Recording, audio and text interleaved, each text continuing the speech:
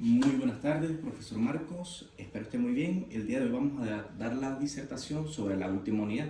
Esta va a hacer referencia a lo que es el procedimiento para determinar la responsabilidad civil por accidente de tránsito. ¿Dónde se ubica la responsabilidad civil por accidente de tránsito en materia de obligación? Bueno, tenemos que tiene su base en nuestro Código Civil en relación a lo que es la reparación de daños. O tenemos que inicialmente acá encontrábamos la única legislación que teníamos en esta materia anteriormente, ya que se califica como una responsabilidad objetiva extracontractual o lo que la doctrina o incluso el Código Civil determina como el hecho ilícito. ¿Por qué es así? Porque no hay una vinculación directa a través de un contrato, sino que ya sabemos que procede de una situación fortuita o que las partes no han previsto previamente. El artículo 1185 de nuestro Código Civil nos indica que el que con intención o por negligencia o por imprudencia ha causado un daño a otro está obligado a repararlo. Pero además de esto, el artículo 1193 en relación a las cosas, a la responsabilidad por las cosas, nos dice: toda persona es responsable del daño causado por las cosas que tiene bajo su guardia. Para Domínguez M., que nos indica, la responsabilidad deriva de un accidente de tránsito, es de naturaleza objetiva, es decir, no puede la persona indicar que no fue culpable, ya que hay una presunción iure ec de iure, es decir, que no es desvirtuable. Obviamente hay ciertas excepciones, pero la primera línea o el primer criterio es que la persona es responsable independientemente haya habido culpa o no. Es decir, que la persona responsable del accidente se obliga a reparar el daño aunque no incurra en culpa, tal como lo dice el autor, pues tal responsabilidad se funda en una presunción de culpabilidad absoluta e irrefragable, iure ec de iure, contra la persona del conductor y del propietario. Y ya vamos a ver cómo posteriormente aparece un tercer actor con la modificación de la legislación o con la profundización de la legislación, que también va a ser un responsable solidario en esta materia. Nos agrega también posteriormente: y así en materia de tránsito se produce una inversión de la carga de la prueba. Al peatón le bastará acreditar que ha sido atropellado con vista a su resarcimiento, ya que realmente quien ha originado la situación de riesgo de atropello haya cumplido o no las normas de circulación. Es el automovilista el que debe probar o tiene la carga de la prueba que en efecto acaeció una situación que era totalmente ajena a su voluntad, una causa extraña no imputable, como por ejemplo eximiente de responsabilidad civil, para en efecto no responder por dicho daño, ya que, como lo mencionamos anteriormente, en primera instancia, él va a responder por ese daño y es al que le corresponde probar que no procedió por responsabilidad, negligencia o imprudencia, o de cualquier manera dependía de él el detener ese daño. ¿Cuál es la ley aplicable específica en esta materia? Ya que hicimos mención a un poco a lo que es la base donde proviene este tipo de responsabilidad, pero se crea una ley especial para regular dicha materia, que no es otra que la ley de transporte terrestre. El artículo 192 de la ley nos indica lo siguiente: el conductor o la conductora o el propietario de la propietaria del vehículo y su empresa aseguradora están solidariamente obligados u obligadas a reparar todo daño que se cause con motivo de la circulación del vehículo, a menos que se pruebe que el daño proviene de un hecho de la víctima o de un tercero que haga inevitable el daño, o que el accidente se hubiese producido por caso fortuito o fuerza mayor. Cuando el hecho de la víctima o del tercero haya contribuido a causar el daño, se aplicará lo establecido en el Código Civil. En caso de colisión entre vehículos, se presume, salvo prueba en contrario, que los conductores o las conductoras tienen igual responsabilidad civil por los daños causados. Una de las notas más importantes que observamos acá, primero, la tercera persona que yo les mencionaba anteriormente, ya que la base del Código Civil se establece que es responsable solidariamente tanto el conductor como el propietario, ya que sabemos que pueden ser distintos, pero además aparece en la ley que es un responsable solidario la empresa aseguradora, es decir, la persona afectada por dicho daño puede accionar contra cualquiera de las tres. Además de esto, nos habla la ley en diferencia de las concepciones antiguas que se referían solamente al daño material. En esta se habla de todo daño, es decir, que también procede en contra de los daños morales. Y el litisconsorcio es voluntario, es decir, cualquiera de los tres, no hay necesidad de que deba notificar a los tres o de que exista una obligatoriedad de accionar con los tres para que se ejecute el proceso, no. Al haber solidaridad, cualquiera de los tres puede responder o está obligado a responder por el total, pero hay ciertas excepciones o salvedades en cuanto a los términos o lapsos procesales, como ya lo veremos posteriormente, donde puede transcurrir diferente para cada uno de los sujetos procesales a pesar de que comparten obligatoriamente dicha obligación. Ahora bien, ¿cuál es la definición de propietario? El artículo 71 de la Ley de Tránsito o Terrestre nos ofrece la definición de lo que es propietario, diciendo que es la persona que tiene la titularidad y que se encuentra inscrita en el Registro Nacional Automotor. ¿Cuál es la importancia de notificar de una venta de un vehículo? Bueno, nos dice el artículo 38 de la Ley de Tránsito Terrestre que es para librarse de la responsabilidad civil y administrativa en la que pudiera incurrir la persona que adquiere un vehículo, por ejemplo, realiza un choque o realiza algún daño de cualquier tipo a una persona en la calle. Recordemos que responde el propietario. Si no se ha notificado adecuadamente ese cambio de titularidad o de propiedad, puede responder civil y administrativamente la persona que ha vendido el auto si no tiene cómo demostrar o probar que ya había efectuado la venta de dicho auto, ya que sabemos que existe una venta, por ejemplo, que se puede dar a través de la solemnidad, de realizarla a través de una notaría, pero si no se hace el registro en ese registro, valga la redundancia, nacional automotor, entonces no va a haber en la parte administrativa una base o una fortaleza que sirva para demostrar dicha venta. De hecho, inclusive muchas veces las notarías lo solicitan dicho certificado para concretar las ventas porque se ha realizado, se ha prestado para muchas confusiones, ya que muchas veces no protocolizaban dicha venta en el registro y entonces se daba una situación donde existían pues en dos organismos diferentes o a través de dos pruebas diferentes, dos propietarios distintos. Y en cuanto a la prescripción de la acción, nos dice que las acciones civiles que se refiere a esta ley para exigir la reparación de todo daño prescribirán a los 12 meses de sucedido el accidente y la acción de repetición a que se contra el artículo anterior prescribirá de igual término a partir del pago de la indemnización correspondiente. Hay una sentencia muy importante que conseguí, que es una sentencia de la Sala de Casación Civil del Tribunal Supremo de Justicia de fecha 30 de junio del año 2017, donde se nos habla sobre el cambio del criterio jurisprudencial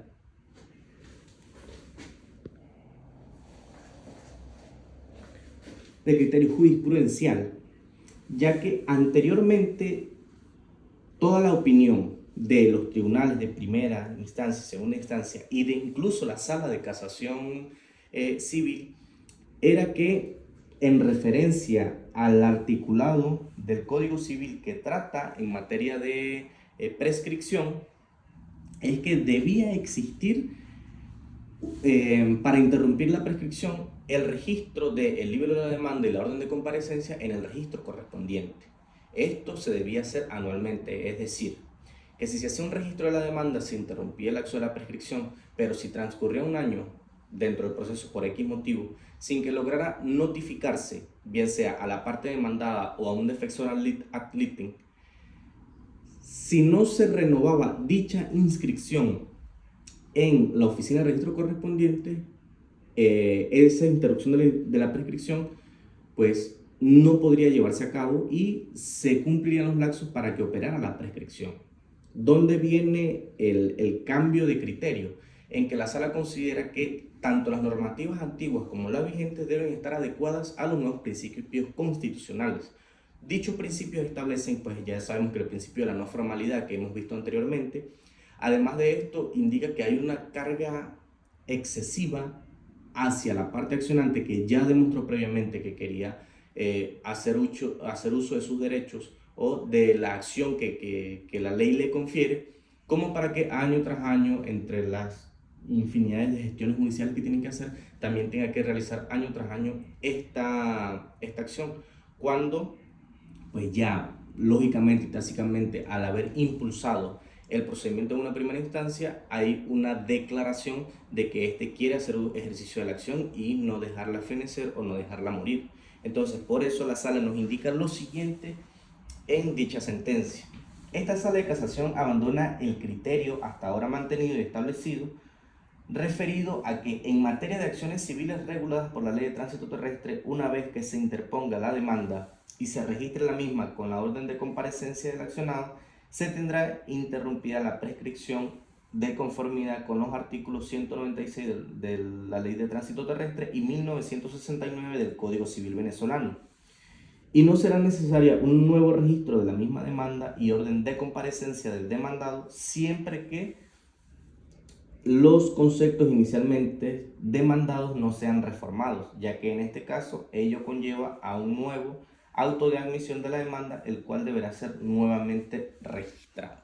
Es decir, ya la obligatoriedad de reingresar o de registrar nuevamente el libelo de demanda junto a la orden de comparecencia es una excepcionalidad y no una regla. Solamente basta con registrarlo una vez y solamente cuando hay una reforma en los términos o condiciones de la demanda es que debe producirse un nuevo registro para que sea efectivamente interrumpida los lapsos de prescripción y esto no se reinicie. Más tarde, Francisco Ramón Velázquez Esteves, que fue uno de los magistrados que firmó dicha sentencia, haciendo uso de su voto concurrente, nos deja las siguientes particularidades o notas que son demasiado importantes en relación a este tema y a la empresa aseguradora. Nos indica la pluralidad de vínculos de obligaciones con idéntico objeto. La prescripción puede ser diferente para cada sujeto, ya que, como sabemos, hay una ley especial que rige los contratos de seguros y entonces en ese caso va a operar, a pesar de que hay una solidaridad por la obligación, va a operar un lapso para el chofer y dueño o propietario del vehículo y otro lapso de prescripción para las aseguradoras. 2. En referencia a este tema que ya comentaba, la Ley de Tránsito Terrestre no contiene regulación especial referente al contrato de seguro. Artículo 56 de la Ley de Contrato de Seguro, el cual establece que, salvo lo dispuesto en leyes especiales, las acciones derivadas del contrato de seguro prescriben a los 3 años. Artículo número 3, nota número 3, es que en relación a la actividad que desempeñan las aseguradoras nos dice: toda actividad desplegada por la empresa aseguradora para la determinación de la existencia del siniestro y la cuantía del daño antes de consumarse el lapso de prescripción son actos con eficacia interruptiva de la misma. Ya sabemos que los actos a nivel jurídico pueden ser expresos o tácitos y cualquier actividad que realice la aseguradora para determinar si hubo o no hubo el dicho siniestro, como tácitamente se refiere a que previamente hubo una solicitud de parte y todo lo demás, cada acto que realiza la aseguradora en relación a determinar dicho siniestro se va a considerar como una operación tácita de que va a haber una prescripción automática, una interrupción de la prescripción automática, puesto que la aseguradora está reconociendo una solicitud que realizó la parte para solicitar una indemnización. Y 4. Toda actuación administrativa, judicial o extrajudicial realizada por el asegurado, tomador o beneficiario que manifieste su voluntad expresa totalmente obtener el pago de la indemnización, como sería, a título de ejemplo, suministrar a la empresa aseguradora la información o documentos requerida para la investigación del siniestro siempre que haya llegado efectivamente a conocimiento de la empresa aseguradora, tendrá eficacia interruptiva de la prescripción por equipararse a un acto de requerimiento, cobro extrajudicial a la luz del artículo 1969 del Código Civil. Aquí encontramos dos aspectos muy fundamentales e importantes en relación a la actividad de materia aseguradora, y es que toda actividad o actuación que realice la aseguradora para determinar el siniestro automáticamente se considera como una actividad que suspende los lapsos de prescripción o los reinicia. Y la cuarta es que cualquier actividad que realice el contratante del seguro que tienda a la solicitud del beneficio o del pago de la indemnización también se considera como una actuación que interrumpe la prescripción. ¿Cuál es la diferencia entre las dos? Como para que quede claro que las actuaciones son de la aseguradora para determinar el siniestro y la otra son de las actividades que realiza el contratante del seguro para que obtener la dicha indemnización. Ahora ya vamos a entrar más en materia de proceso. Tenemos la excepción de la responsabilidad civil de los propietarios, que nos dice el artículo 193, que dispone: los propietarios no serán responsables de los daños causados por sus vehículos cuando hayan sido privados de su posesión como consecuencia de un hurto, robo o apropiación indebida.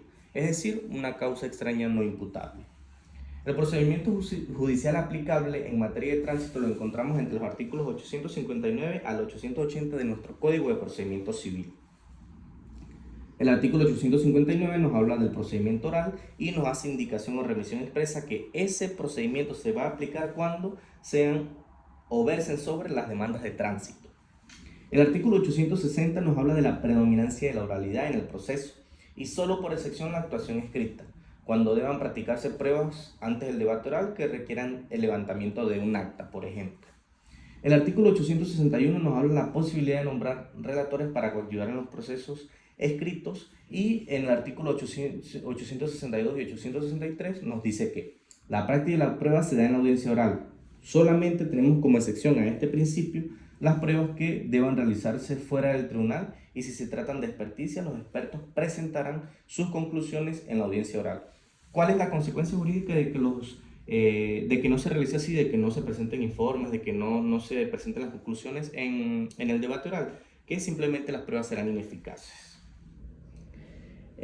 Cualquier actuación o prueba que se practique fuera del tribunal es importante destacar que el juez debe presenciarla y si no o se encuentra en otra localidad va a solicitar o designar que otro tribunal de la zona lo realice.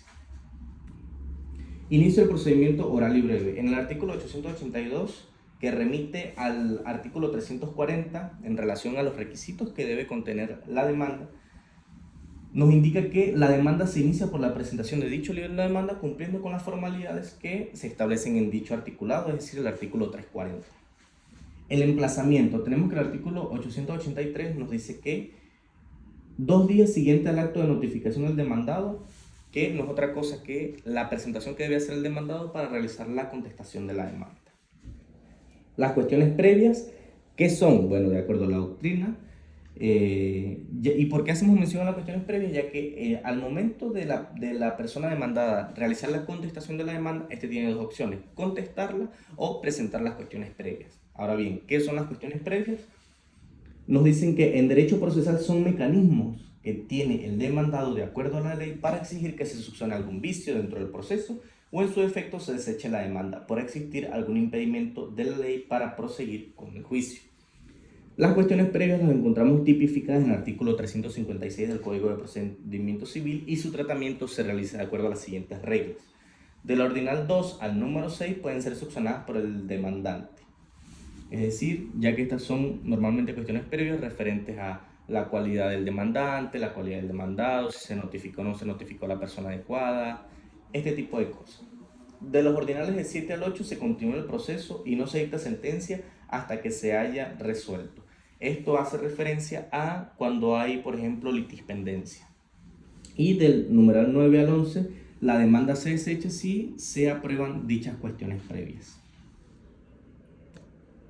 Fijación de la audiencia preliminar. El artículo 868 del Código de Procedimiento Civil nos dice que una vez verificada la contestación de la demanda o resueltas las cuestiones previas dentro de los 5 días siguientes para la realización de la audiencia preliminar, es decir, posterior a que hayan sido resueltas dichas situaciones, se va a fijar uno de los 5 días siguientes para la realización de la audiencia preliminar.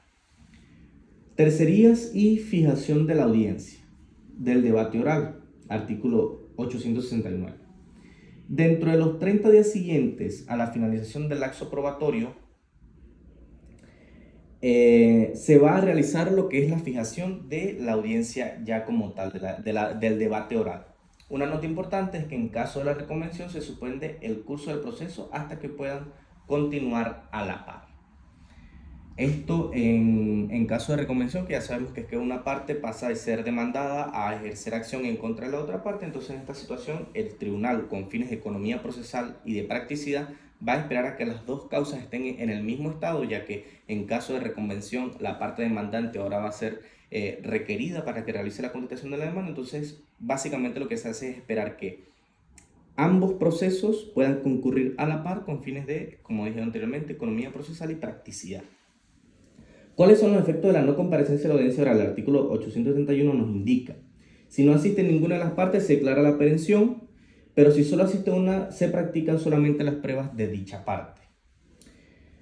En relación al juez, se nos indica que el juez es el rector del proceso y se prohíbe la lectura de escritos. por el principio de oralidad, solamente en excepciones, por ejemplo, que sea sobre una prueba pues, que contenga datos difíciles de memorizar, prueba que ya está en los autos y que simplemente una de las partes hace referencia a dicha prueba o la cita, solamente para efectos puntuales. Del resto, todo el proceso debe transcurrir de forma oral. El artículo 873 nos habla sobre la carga del control de la prueba, que ya lo vimos cuando estudiamos la materia de Derecho Procesal Profesor, que uno de los elementos más importantes, que es la capacidad que tiene la contraparte de ejercer un control o regular que las pruebas incorporadas al proceso sean válidas. En este caso, el control se realiza ya que la contraparte va a obtener dentro del proceso un tiempo para hacer observaciones a dichas pruebas y además de esto también puede hacer preguntas a los testigos. ¿Cuál es la duración y prolongación del debate oral? Bueno, se va a prorrogar si no logra terminarse el debate en el día que se fijó el debate oral. Entonces lo que va a hacer es que cada 2 días se va a fijar una fecha para continuar de acuerdo al principio de concentración y así hasta que se finalice pues todas las actuaciones dentro del proceso para llegar hasta la sentencia. Tenemos que en el artículo 875 y 876 se nos habla sobre el retiro del juez de la sala para poder tomar decisión y el pronunciamiento oral del fallo. Luego de esto tiene 10 días para lo que es la incorporación del fallo por escrito a los autos, que aparece tipificada en el artículo 877. Y entre el artículo 878 y 879 se nos habla de que la apelación se va a realizar de acuerdo al procedimiento ordinario. Muchas gracias.